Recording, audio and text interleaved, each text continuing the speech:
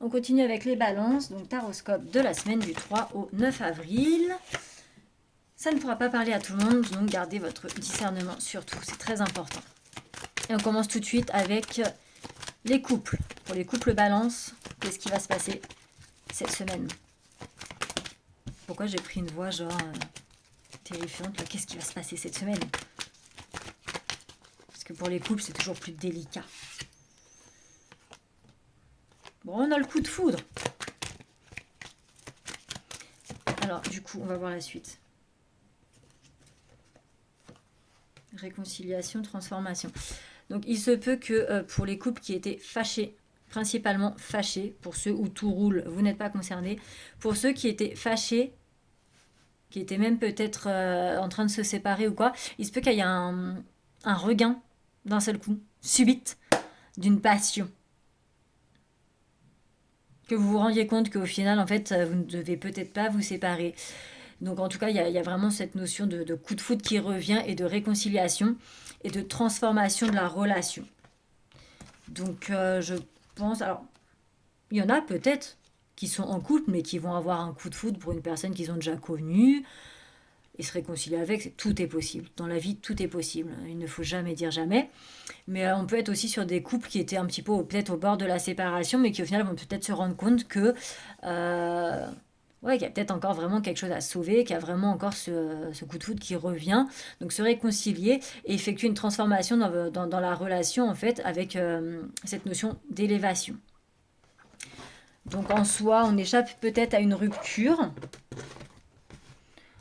C'est pas négatif. Ça dépend en fait où vous vous situez dans la relation, mais en tout cas il y a un négatif parce qu'on est quand même sur une réconciliation et sur une transformation qui va servir à élever la relation. Donc en soi les couples, ça va quoi. Pour les célibataires, alors pour les célibataires bien sûr en recherche de quelqu'un ou qui ont quelqu'un en tête, hein. Si vous ne cherchez personne, vous n'êtes clairement pas concerné.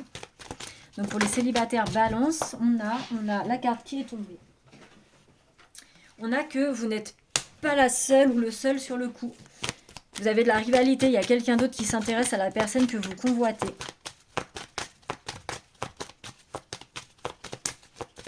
Qu'est-ce qu'on a d'autre? Parce que c'est bien beau de nous balancer ça, mais il y a quoi d'autre? Et en plus de ça, il se peut que cette personne qui lui tourne autour soit un ou une ex-partenaire. Donc il se peut que là, du coup, la personne, elle hésite entre une personne actuelle qui peut être vous et son ancien partenaire, quoi. Donc du coup, forcément, ça le ou la fait hésiter. Cette personne hésite parce que malgré qu'elle a envie de passer des moments avec vous, qu'elle a envie de moments de partage, elle hésite quand même parce que justement, elle pense encore à... Alors c'est soit son ex-partenaire est encore présent ou présente, ou soit, pour moi, l'ex est encore présent parce qu'il y a quand même la notion que vous n'êtes pas seul sur cette personne. Après, il se peut que cette personne aussi, donc du coup, ouais, hésite entre les deux en fait.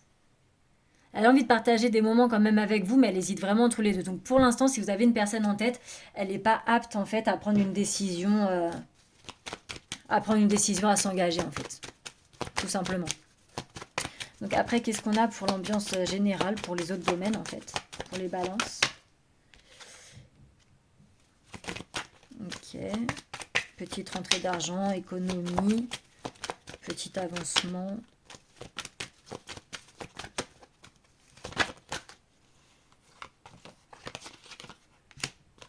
La fin de quelque chose pour du renouveau qui va prendre du temps. Il faut quand même garder la force des choses. Il faut quand même persévérer. On a cette forme de protection dans les démarches. Alors d'accord. Donc on a cette notion de... on a une situation en fait qui va s'arrêter. C'est quelque chose en fait qui était lent. C'est qu'en fait, vous étiez peut-être dans une activité ou quelque chose qui était vraiment lent, qui avançait pas, où il n'y avait pas de grosses rentrées d'argent. Du coup, cette activité va sûrement s'arrêter, vous allez sûrement l'arrêter. Et vous allez essayer vraiment de persévérer dans autre chose, peut-être juste la compléter, mais en tout cas d'intégrer quelque chose de nouveau. Ouais, on a vraiment cette notion en fait d'intégrer quelque chose de nouveau pour booster un petit peu l'ancien, ou alors vraiment arrêter et booster. Voilà, après c'est vous qui verrez, hein, bien sûr, mais on a vraiment cette notion de booster les choses, de persévérer, d'essayer de trouver des nouvelles choses en fait pour faire accélérer les choses. On a vraiment cette notion aussi, on va faire quand même pas mal de démarches pour essayer aussi d'améliorer un petit peu les finances. Ça peut être aussi certains qui peuvent se lancer dans tout ce qui est finance, bourse, trader, tout ça, d'avoir un nouvel objectif comme ça. Mais en tout cas, on vous dit que vous avez vraiment un petit bouclier autour de vous qui va vraiment vous protéger. Donc, vous pouvez vous lancer. Si vraiment vous avez des peurs de vous lancer, n'hésitez pas. Vous pouvez vraiment vous lancer parce que du coup, ça va vraiment vous amener pas mal de choses.